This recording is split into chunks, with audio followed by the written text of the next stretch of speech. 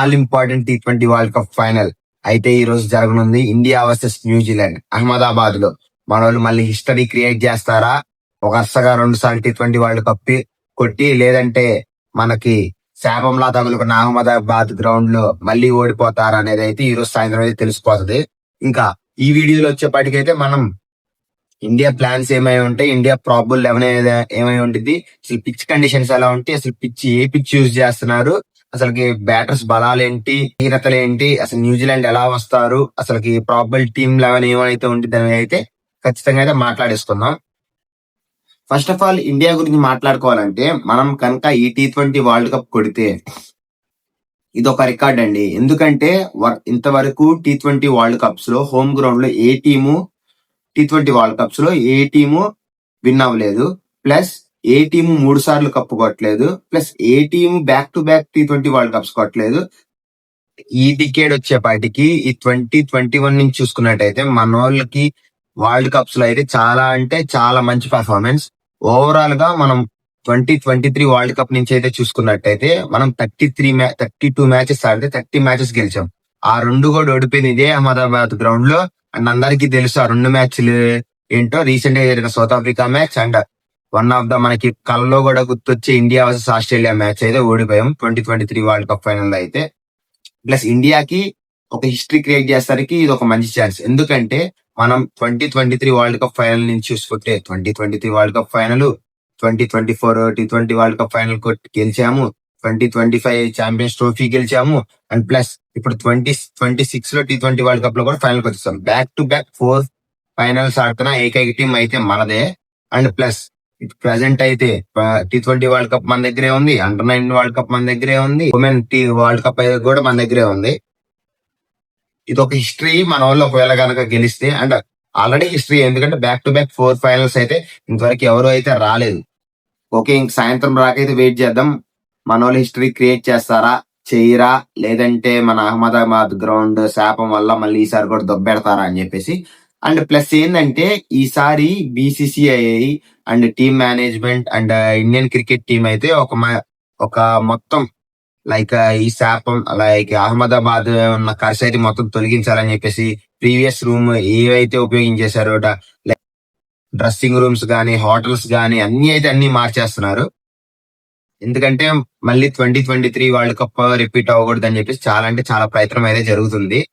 Okay, ఇంకా ఏ pitch వాడుతున్నారు అంటే red soil plus black soil pitch అయితే వాడుతున్నారు. పిచ్ నెంబర్ 3 అయితే వాడుతున్నారు. ఈ పిచ్ అయితే ఒక పర్ఫెక్ట్ బ్యాటింగ్ పిచ్. బ్యాటర్స్ కి అయితే ఇది ఒక ప్యారడైజ్ పిచ్.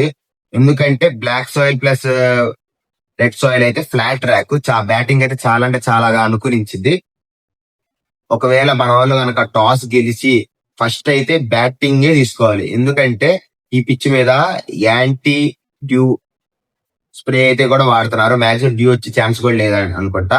ఒకవేళ మన గనక బ్యాటింగ్ ఆడి మన బ్యాటర్స్ అందరూ ఫామ్ లో ఉన్నారు, ఎక్స్పెక్ట్ అభిషేక్ పులి తప్పితే, పులి కూడా ఈ మ్యాచ్ లో అయితే ఫామ్ లో రావాలని కోరుకున్నాం. ఎందుకంటే ఆల్ ఇంపార్టెంట్ మ్యాచ్ మన 2024 వరల్డ్ కప్ లో చూసుకున్నట్టయితే విరాట్ కోహ్లీ ఫైనల్ రాక ఏ మ్యాచ్ లో కూడా ఫామ్ లోనే లేడు. ఫైనల్ కి వచ్చేసి ఆల్ ఇంపార్టెంట్ నాక్ అయితే 76 రన్స్ అయితే కొట్టేసి మనకి విజయానికి ఒక కారణం అయ్యాడు.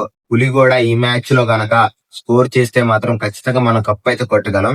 ఎందుకంటే న్యూజిలాండ్ టీం యొక్క బలం అయితే వాళ్ళ బౌలింగ్ కాదు, బ్యాటింగే. మన వాళ్ళు ఫస్ట్ నుంచే పవర్ ప్లే లో వాళ్ళని మంచి స్కోరింగ్ షాట్స్ కొట్టేసి రన్ రేట్ పెంచేసి 250+ రన్స్ అయితే స్కోర్ చేస్తే ఈ గ్రౌండ్ లో ఆపోజిట్ టీం చేజింగ్ టీము ఎంత మంచి బ్యాటింగ్ అయినప్పుడున్నా కూడా తడబడొచ్చు. ఎందుకంటే మనం పర్ఫెక్ట్ ఎగ్జాంపుల్ సెమీఫైనల్ లో చూసాం.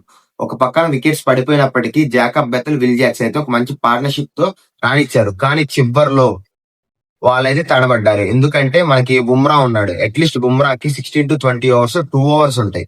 ఆ 2 అవర్స్ లో బుమ్రా అయితే చాలా అంటే చాలా కట్టడి చేస్తాడు. మినిమం లెస్ దెన్ 20 రన్స్ ఇస్తాడు. మనకు 50 రన్స్ కావాలన్నా లెస్ దెన్ 20 రన్స్ ఉన్న చివరి 2 ఓవర్లో 30 రన్స్ అయినా స్కోర్ చేయాలనుకుంటే మన వాళ్ళు అయితే ఆపగలరు.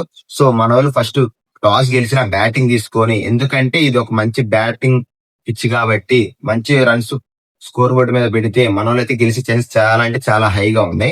ఇంకా టీం గురించి మాట్లాడుకోవాలి అంటే ప్రాబబిలీ ఇది టీమ్ 11 న్యూజిలాండ్ టీం అయితే ఇలా ఉండొచ్చు. ఎందుకంటే ప్యూర్ బ్యాటింగ్ పిచ్ కాబట్టి ఈ బ్యాటింగ్ పిచ్ లో స్పిన్నర్స్ కి అంత టర్న్ గానీ అంత హెల్ప్ గానీ లభించదు. ఫాస్ట్ బాల్స్ అయితే వాళ్ళ వేరియేషన్స్ తో బ్యాట్స్మెన్ ని బౌల్ తో కొట్టిస్తాం మాత్రమే చేయగలరు. కొంచెం ఎక్స్ట్రా బౌన్స్ అయితే ఉంటది. Plus only already New Zealand team లో మొత్తం బంచ్ ఆఫ్ ఆల్రౌండర్స్ ఉంటారు. Bowler spinners Rachin Ravindra, Glenn Phillips, అవసరమైతే Mark Chapman, Mitchell Santner and Cole మెగ్నోమనీ, వీళ్ళ ఎంత 5 స్పిన్నర్ బాలర్స్ ఉన్నారు. ప్లస్ లాస్ట్ సెమీఫైనల్ లో జిమ్మీ నిషమ్ ఇంక్లూడ్ చేశారు. ప్రాబబ్లీ ఈ టీమ్ తోనైతే వెళ్తారు. Jimmy Neesham, Lockie Ferguson, Matt Henry వీళ్ళ బౌలింగ్ లైనప్ అయితే వీళ్ళు 3 సీమర్స్ అండ్ ప్లస్ 2 స్పిన్నర్స్ అయితే ఖచ్చితంగా ఉంటారు. వీళ్ళ మెయిన్ బౌలర్స్ అయితే వీళ్ళు. ఇంక ఇండియా టీమ్ లోకి వచ్చేటట్టయితే మాక్సిమం అందరూ ఫామ్ లోనే ఉన్నారు. సూపర్ 11, సూపర్ 8 గ్రూప్స్ లో వచ్చిన తర్వాత వరుణ్ చక్రవర్తి కొంచెం పరుగులు ఇచ్చినప్పటికీ ఈ T20 వరల్డ్ కప్ లో ఇండియా తరపున హైయెస్ట్ వికెట్స్ ఎవరికి ఉన్నాయంటే మన వరుణ్ చక్రవర్తికే. ఇంకా అభిషేక్ శర్మని డ్రాప్ చేస్తారంటే ఖచ్చితంగా చేయరు భయ. ఎందుకంటే అభిషేక్ శర్మ ఒక క్లచ్ ప్లేయర్, ఆడితే గనక విధ్వంసకరమైన ఇన్నింగ్స్ ఆడతాడు. అండ్ ప్లస్ మన బ్యాట్స్మెన్ కూడా మంచి ఫామ్ లో ఉన్నారు కాబట్టి తన మీద ప్రెజర్ అనేది ఏమీ లేదు. మనోడు ఆడైనా ఆడకపోయినా, ఎందుకంటే అందరూ నెంబర్ 8 వరకు మనకు బ్యాటింగ్ డెప్త్ ఉంది. రీసెంట్ గా చూసాంగా అభిషేక్ శర్మ ఫామ్ లో లేకపోయినా మనోళ్ళు ఫైనల్ వరకు వచ్చారంటే మన బ్యాటింగ్ డెప్త్ ఎలా ఉందంటే మీరే అర్థం చేసుకోండి. వీళ్ళని వరుణ్ చక్రవర్తిని ప్లస్ అభిషేక్ శర్మ అయితే అసలు డ్రాపే చేయరు.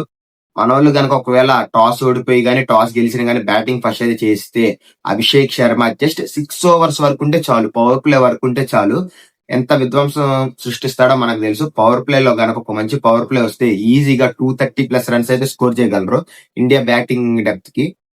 ప్రాబబుల్ 11 అయితే ఇది ఇలా ఉండబోతుందని నేను అనుకుంటున్నాను.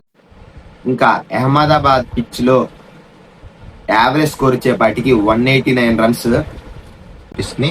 ఇంకా మ్యాచ్అప్స్ అయితే చూద్దాం. హెడ్ టు హెడ్ అయితే చూద్దాం. హెడ్ టు హెడ్ అయితే బుమ్రా అయితే టిమ్ సైఫర్ట్ ని 2 times అయితే అవుట్ చేశాడు.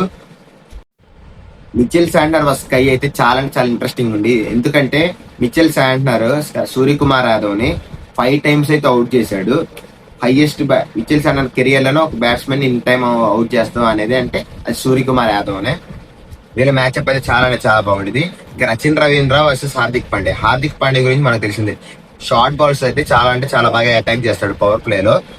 రచిన్ రవీంద్ర ఫుల్ షాట్ ఆడుతున్నా ఇబ్బంది పడ్డాడు. ఓవరాల్ 2 times అయితే అవుట్ చేశాడు. జస్ట్ 8 runs అయితే స్కోర్ చేశాడు రచిన్. రీసెంట్ గా న్యూజిలాండ్ సిరీస్ లో అయితే చూస్తే అక్షర్ పటేల్ అయితే గ్లెన్ ఫిలిప్స్ అయితే 3 సార్లు అయితే అవుట్ చేయడం జరిగింది. వీళ్ళిద్దరి మధ్య స్పిన్ అయితే ఫిలిప్స్ అయితే చాలా బాగా ఆడతాడు. వీళ్ళిద్దరి మధ్య కూడా ఒక మంచి మ్యాచ్అప్ అయితే జరిగింది. సాయంత్రం అయితే చూడాలి. ఇంకా ఇండియా స్ట్రెంగ్స్ అండ్ వీక్నెసెస్ గురించి అయితే మాట్లాడుకున్నాం. ఇండియా స్ట్రెంగ్త్ ఏంటంటే మెయిన్లీ బౌలింగ్ కన్నా వాళ్ళ బ్యాటింగ్ చాలా అంటే చాలా బలమైనది. అప్ టు బ్యాటింగ్ ఆర్డర్ 8 వరకు ఉంది. అక్షర్ పటేల్ వరకు అయితే బ్యాటింగ్ ఉంది. అభిషేక్ శర్మ కూడా ఫామ్ లోకి వస్తే వీళ్ళ బాధ అయితే మాక్సిమం తీరిపోయింది. అండ్ వీక్నెసెస్ ఏంటంటే మిడిల్ ఆఫ్ ద ఓవర్స్, మనోళ్ళు మిడిల్ ఆఫ్ ద ఓవర్స్ లో స్పిన్నర్స్ కొంచెం ఇబ్బంది పడుతున్నారు సూపర్ 8 గ్రూప్స్ నుంచి. బికాస్ ఆఫ్ ఫ్లాట్ ట్రాక్స్ వల్ల కావచ్చు అండ్ పిచ్చెస్ వాళ్ళకి సహకరించకపోవచ్చు. ఎనీవే స్పిన్నర్స్ గనక మినిమం 8 run rate తో బౌలింగ్ చేస్తే మిడిల్ ఓవర్స్ లో మనలో ఒక మంచి ఛాన్స్ అయితే ఉంటది. అండ్ డెత్ బౌలింగ్ విషయానికి వస్తే బుమ్రా ఒక్కడే ఉంటున్నాడు. హార్దిక్ పాండే, హర్షదీప్ సింగ్ కూడా ఈ మధ్య కొంచెం పరుగులు ఎక్కువ ఇస్తున్నాడు. కానీ at the end of the match Harshdeep Singh అయితే ఒక మంచి పర్ఫార్మెన్స్ అయితే పెడుతున్నాడు మ్యాచ్ లో. ఇంకా హార్దిక్ పాండే కూడా పవర్ ప్లే లో అయితే ప్రతిసారి వికెట్ తీస్తున్నాడు, అదొక అడ్వాంటేజ్. ఇంకా న్యూజిలాండ్ స్ట్రెంగ్స్ విషయానికి వస్తే న్యూజిలాండ్ మెయిన్ స్ట్రెంగ్త్ అనేది వాళ్ళ బ్యాట్ ఓపెనర్స్ అండి. టిమ్ సైఫర్ట్ మరియు Finn Allen. Maximum T20 world cup లో తీసుకుంటే వాళ్ళిద్దరు విధ్వంసం సృష్టించిన ఏ ఓపెనర్స్ కూడా విధ్వంసం సృష్టించలేకపోయారు. ఎందుకంటే ఫిన్ అలెన్ అండ్ సైఫర్టే వాళ్ళ టీమ్ లో one of the top run scorers. Finn Allen వచ్చిన కాడి నుంచి అయితే న్యూజిలాండ్ టీం అయితే మామూలుగా కనపడట్లేదు. మనం చూసుకున్నట్టయితే సెమీఫైనల్ లో డికాక్ క్యాచ్ మిస్ చేసిన తర్వాత ఎంత విధ్వంసం సృష్టించారో చూసాము. ఆ వికెట్ వల్లే వాళ్ళు మ్యాచ్ ఓడిపోయిన సంగతి కూడా మనకు తెలిసిందే. పవర్ ప్లే లో కనుక వాళ్ళిద్దరిలో ఎవరొక్క వికెట్ తీసినా కూడా న్యూజిలాండ్ అయితే ప్రెజర్ లోకి వెళ్ళిపోయింది. ఎందుకంటే వాళ్ళ మిడిల్ ఆర్డర్ అంత ఫామ్ లో లేరు. రచిన్ రవీంద్ర కానీ, డారీ మిచెల్ కానీ, చాప్మన్ కానీ వీళ్ళ బ్యాట్ నుంచి అయితే కావాల్సిన టైంలో పరుగులు అసలు ఏమీ రాలేదు. వాళ్ళైతే ప్రెజర్ లో ఉంటారు. ఓపెనర్స్ కనుక వికెట్ తీస్తే మనం పవర్ ప్లే లో కప్పు మాత్రం మనదే అయితే ఖచ్చితంగా అయితే కప్పు మాత్రం మనదే. ఇంకా వాళ్ళ మెయిన్ డిసడ్వాంటేజ్ ఏంటంటే బౌలర్స్. వాళ్ళ డెత్ ఓవర్స్ లో వాళ్ళ బౌలింగ్ ప్రదర్శన అంతకేం బాలేదు. ఓపెనింగ్ పవర్ ప్లేలో అయితే వాళ్ళు మంచిగా వేస్తారు. ఎందుకంటే మ్యాట్ హెన్రీ గురించి మనం న్యూ బాల్ తో ఎంత విధ్వంసం ఇస్తారో మనకి ఆల్రెడీ నైట్ మేర్స్ ఉన్నాయి 2019 వరల్డ్ కప్ నుంచి. ఎలా ఎలా బౌలింగ్ చేస్తాడో పవర్ ప్లేలో. అండ్ పవర్ ప్లేలో వచ్చేపాటికి అయితే డెత్ ఓవర్స్ లో లోకీ ఫెర్గ్యూసన్, మ్యాట్ హెన్రీ కొంచెం పరుగులు ఎక్కువ ఇస్తున్నారు. సో ఇది వాళ్ళకి ఒక disadvantages. Middle order plus death over bowling అనే వాళ్ళ డిసడ్వాంటేజెస్. ఇది కనుక మన వాళ్ళు చక్కగా ఉపయోగించుకుంటే మాత్రం మన వాళ్ళు అయితే ఖచ్చితంగా విన్ అయ్యే ఛాన్సెస్ అయితే చాలా అంటే చాలా హెవీగా ఉన్నాయి. ఫస్ట్ న్యూజిలాండ్ బౌలింగ్ నుంచి అయితే మనోళ్ళు ఇషాన్ కిషాన్, అభిషేక్ శర్మ స్పిన్నర్లకి ఎలా అయితే ఇబ్బంది పడుతున్నారో మనం చూసిందే. సో వాళ్ళైతే ఖచ్చితంగా ఫస్ట్ ఓవర్ గానీ సెకండ్ ఓవర్ గానీ వాళ్ళతో బౌలింగ్ చేయించే అవకాశం ఉంది. లైక్ మిచెల్ శాంట్నర్ గానీ కోల్ మెక్నామీ గానీ ఖచ్చితంగా అయితే ఒక ఓవర్ అయితే బాల్ చేస్తారు.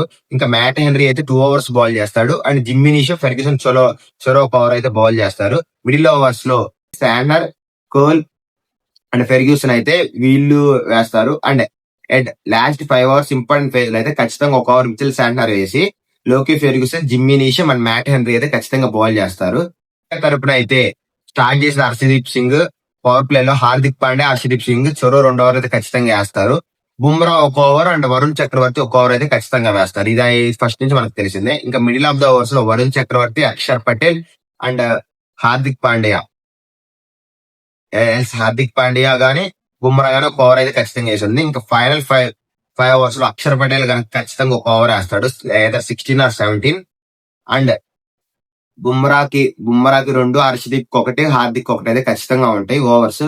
మన వాళ్ళు బుమ్రా అయితే ఖచ్చితంగా 20 రన్స్ అయితే ఇస్తాడు డెత్ ఓవర్స్ లో. ఇంకా హర్షదీప్ సింగ్ కూడా డెత్ ఓవర్స్ లో పర్ఫార్మ్ చేస్తే మనోళ్ళు డెత్ ఓవర్స్ లో చాలా పరుగులు తక్కువ ఇచ్చే ఛాన్స్ అయితే ఖచ్చితంగా ఉంది. ఇది స్టాట్స్ వచ్చే వాటికి. నా ప్రెడిక్షన్ అయితే న్యూజిలాండ్ మీద మనోళ్ళు అన్ని విభాగాల్లో కొంచెం అయితే హై పొజిషన్ లో ఉన్నారు. మనోళ్ళు కనుక ఈరోజు ప్లాన్స్ కనుక ఎగ్జాక్ట్ గా ఎగ్జిక్యూట్ చేస్తే స్కై కెప్టెన్సీ అయితే చాలా బాగుంది. గంభీర్ బయట సలహాలు కానీ ఎప్పటికప్పుడు బౌలింగ్ చేంజెస్ కానీ స్కై అయితే చాలా బాగా చేస్తున్నాడు. ఇలానే కనుక సాయంత్రం కూడా ఆడితే మన అహ్మదాబాద్ కర్సి నుంచి అయితే మనల్ని స్కై బయట పడేస్తాడా లేదా చూద్దాం. Let's go India, we will win this T20 world cup, bring the trophy back. ఇదండి మన ప్రెడిక్షన్. మీకు కనుక నచ్చినట్టయితే లైక్, షేర్ అండ్ సబ్స్క్రైబ్ చేసేయండి. మన ఇన్స్టా పేజ్ కూడా ఉంది, దాన్ని కూడా ఫాలో అయితే చేసేయండి.